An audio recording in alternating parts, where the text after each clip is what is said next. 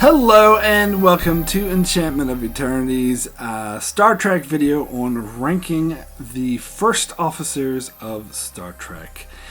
So this is a Patreon requested video, requested by Patreon Kyra091. This is a part of a series of videos that Kyra091 has been requesting, where I rank the various characters in a specific position throughout the various Star Trek shows. So, as normal, as per request, I'm going to rank the characters based on their abilities at their job, how good I think they are at their jobs, rather than which characters I personally prefer to watch or like for other reasons, whatever. I am judging who is the best first officer.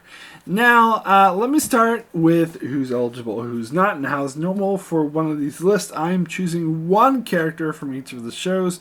I think I saw a first officer video that had like 4 different characters from Discovery. I am not doing that shit.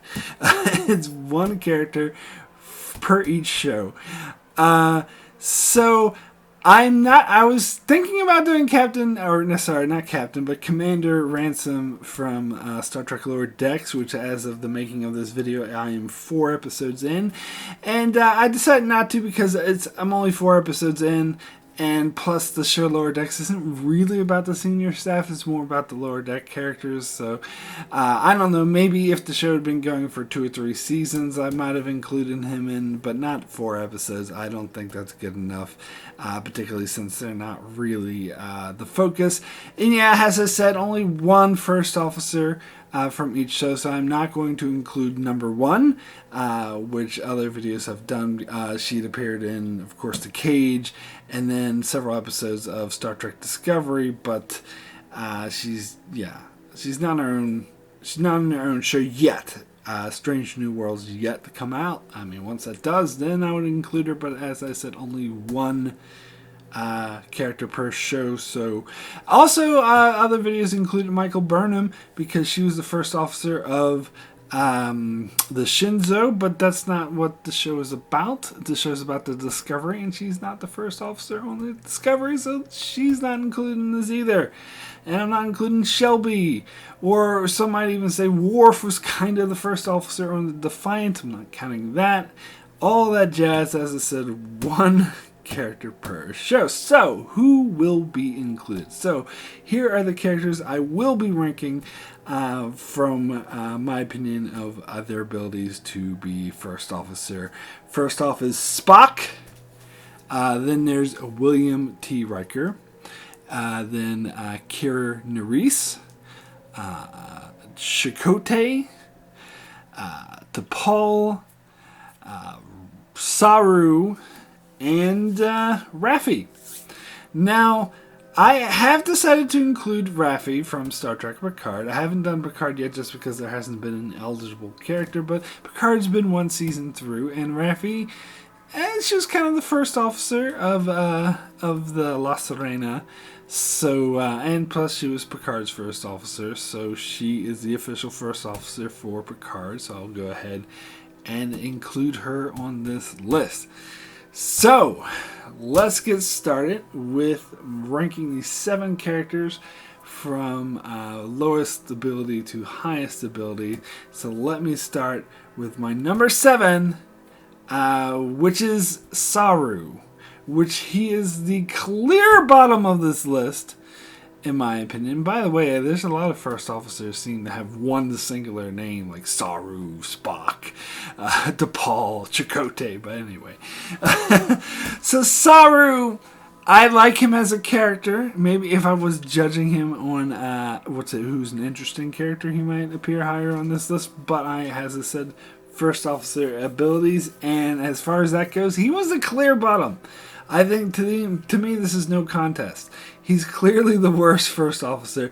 I don't know if I would be as bold to say that he's a bad first officer overall, because he does some good stuff. He is, particularly towards the end of season 2, when he has to take command of Discovery, he has the love and respect of the crew, and he's able to run the ship really good.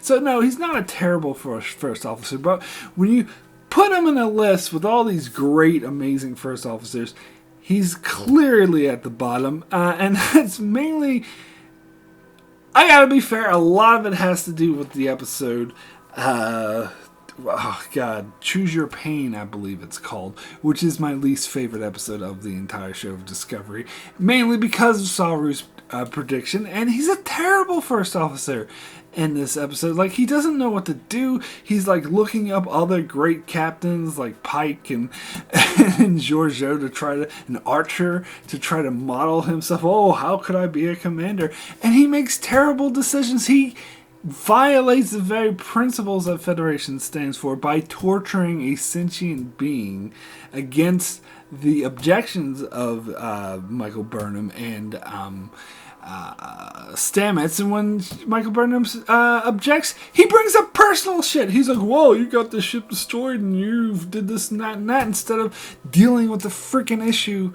as it goes.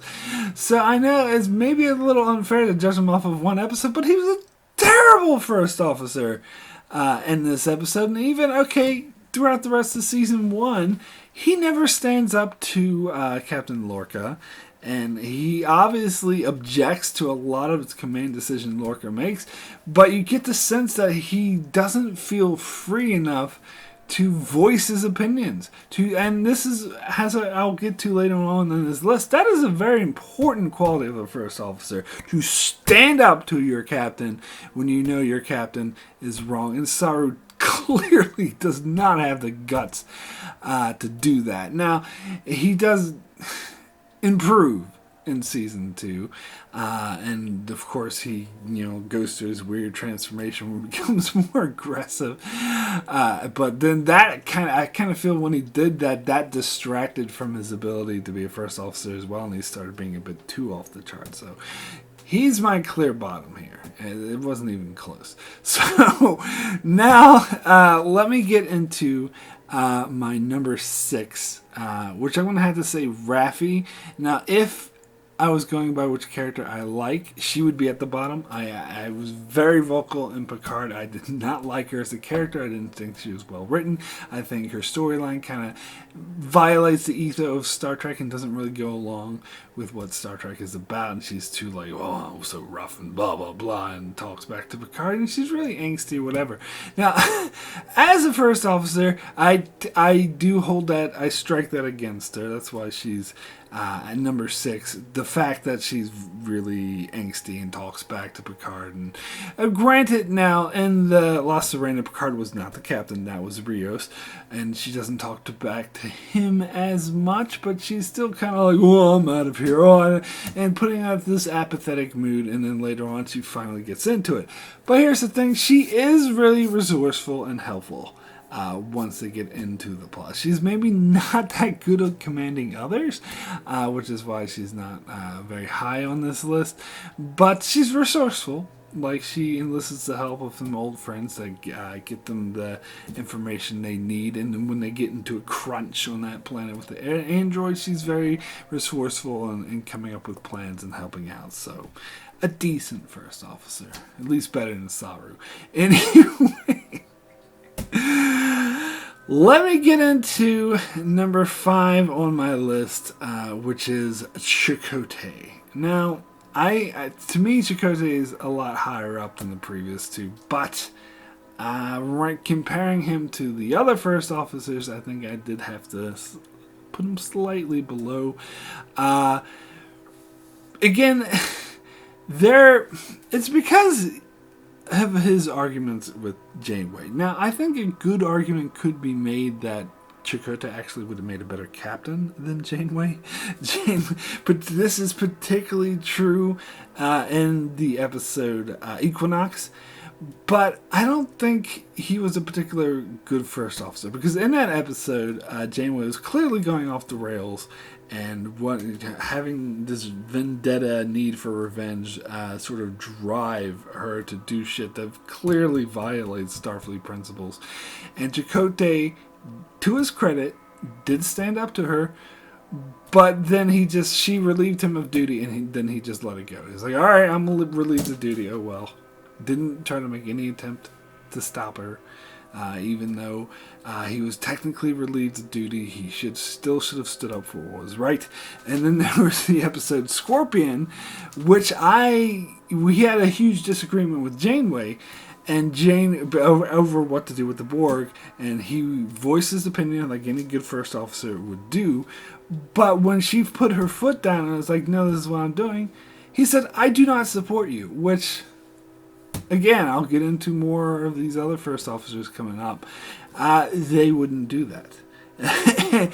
And when Janeway got injured, Chicote deliberately defied her wishes and tried to end the truce, which completely went against what his captain wanted to do, and almost fucked things up, quite frankly. By doing that, he just made things worse. Now, granted, when Janeway came to, they were able to work together and solve the crisis.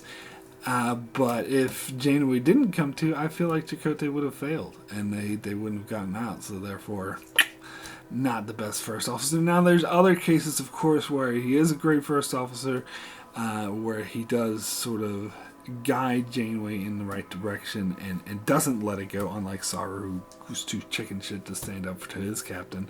But as I said, those other things strikes against him sort of, as what made me put the 4 other characters above him. Anywho, let's get into my number 4 first officer, and that will be T'Pol. Now, T'Pol, I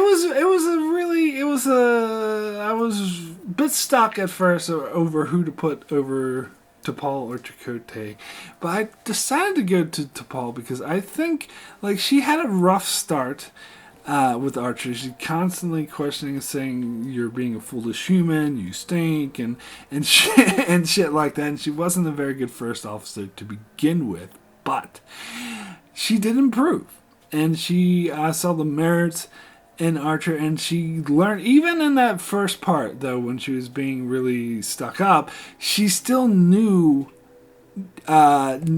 directly challenge Archer or go against his wishes, unlike the Chicote example I just gave. In fact, when Archer was injured and she had to take command, and she was totally against what Archer wanted to do. She thought that Earth, the humans weren't ready, and that Enterprise should just go back to Earth. She very could have easily done just that. She had a command. She could have said, "We're going back to Earth," because that's what she wanted to do. But unlike Chicote, she respected the wishes of her captain and fulfilled his desires and finished the mission and did a damn good job. And when Archer needed saving, she was there.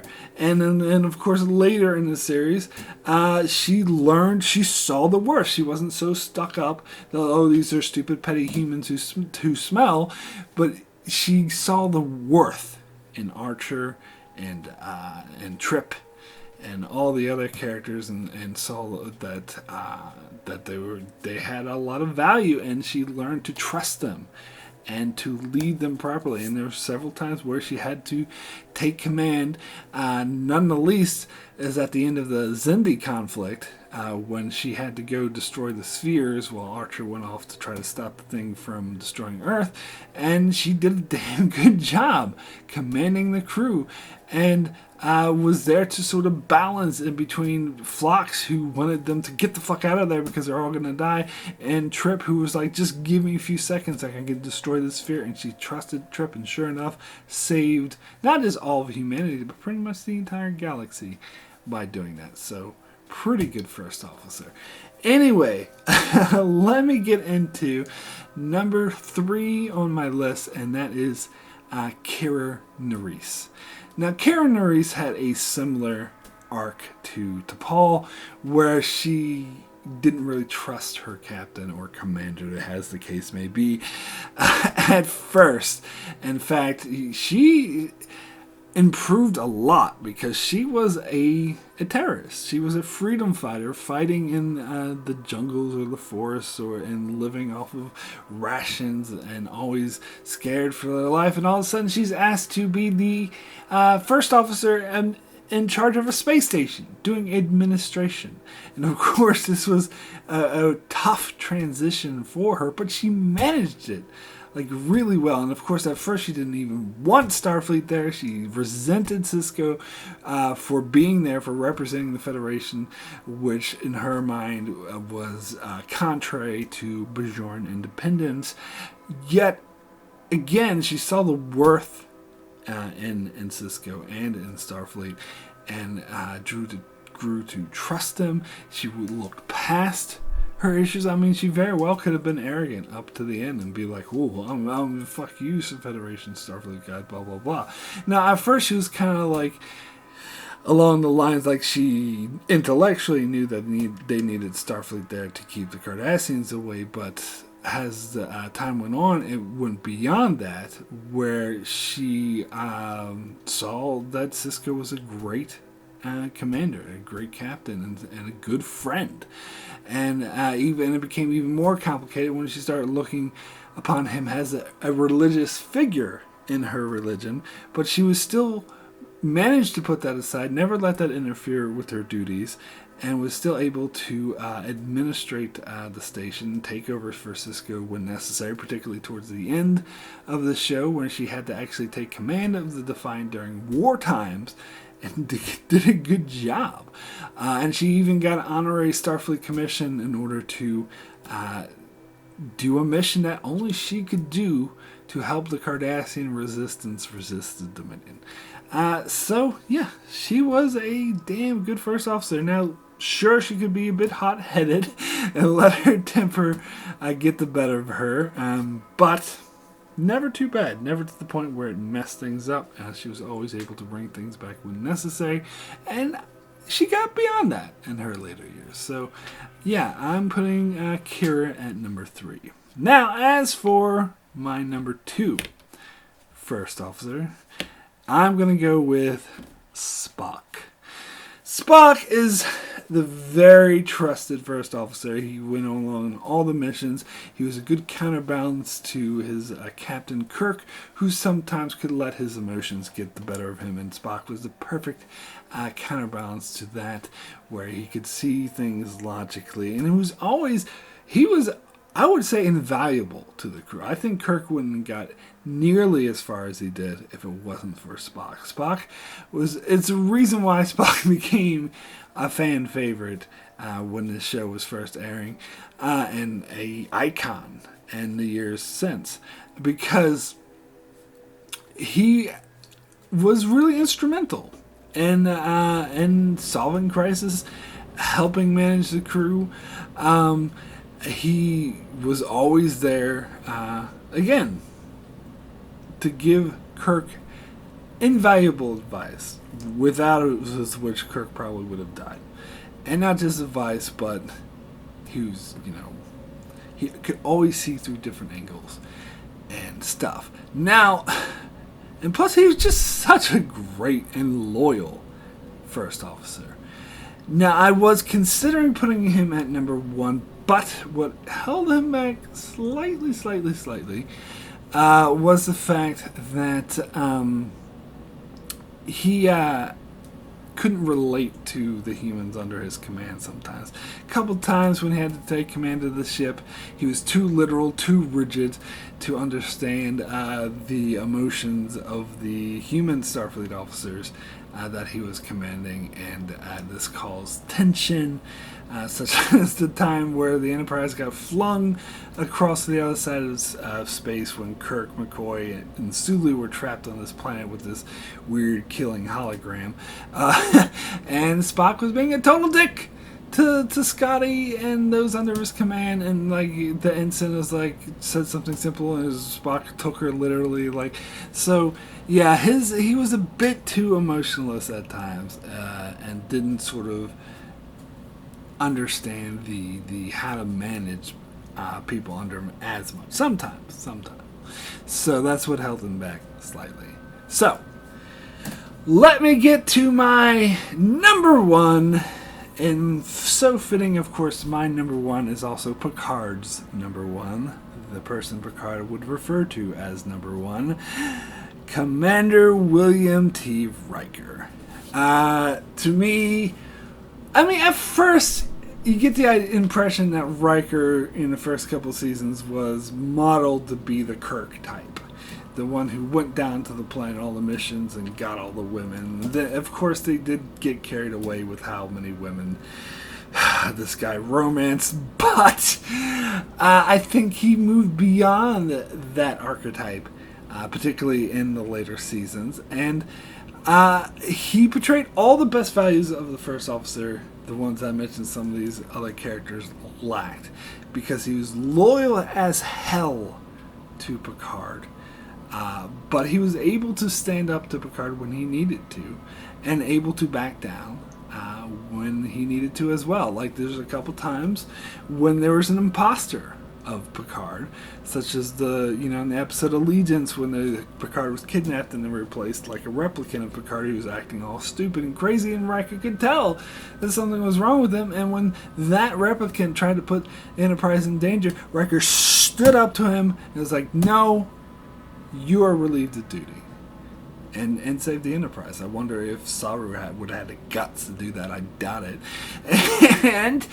And also, he knew when to back down, such as in the episode Silicon Avatar, where Picard went to try to communicate with the crystalline entity, and Riker was all about destroying it. And Riker, again, he wasn't too timid. He stood up to Picard and said, "Look, I don't think this is the right thing. I think we should destroy it." But Picard said, use his things, and he used his wisdom, his diplomacy sort of way of thinking. It's like, "I appreciate your stance, number one, but I think we should communicate with it." And unlike Chicote, Riker knew where to let it go. He knew to be like, "Okay, I think you're wrong," but he still went out there and he supported the fuck out of Picard. And their communication probably wouldn't work if it wasn't for a crazy doctor who killed the thing anyway, but that's neither here nor there.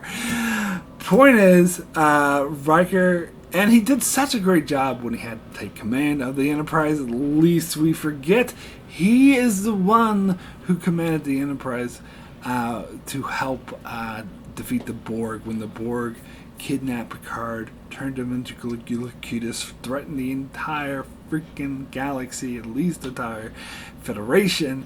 And Riker was clear-headed, calm, didn't let his grief get the better of him, and he was able to command the Enterprise to stop the Borg. He was able to trust in his other officers, particularly Data, who used Picard's connection with the Borg against them in order to defeat them. So, Riker is clearly my number one, just like he's Picard's number one. Best first officer of Star Trek. Also, he knows to kick some Tal Shiar ass. Anyway, so that's it for my list of ranking all the Star Trek first officers. Thanks so much for watching. Thanks for Kyrie091 for requesting this video. And if you would like to support my channel on Patreon, it would be very much appreciated. Huge help. You donate $1 or more, you get a lot of goodies, such as Patreon-only videos, episode reviews for Star Trek, which polls that you, as only Patreon supporters, get to vote in. You also get lists on what videos I'll be doing in the coming months, and access to a video about a couple weeks before everyone else has access to it as well. And if you donate $10 or more, you can request videos like this one, and I will just go ahead and do it. Anyway, thanks so much for watching this video. If you enjoyed this, check out my channel, as I do many more Star Trek videos, as well as other videos and other shows such as Lower Decks, BoJack Horseman, The Expanse, and more. So be sure to subscribe so you can keep up with all of that. And thanks a lot for watching.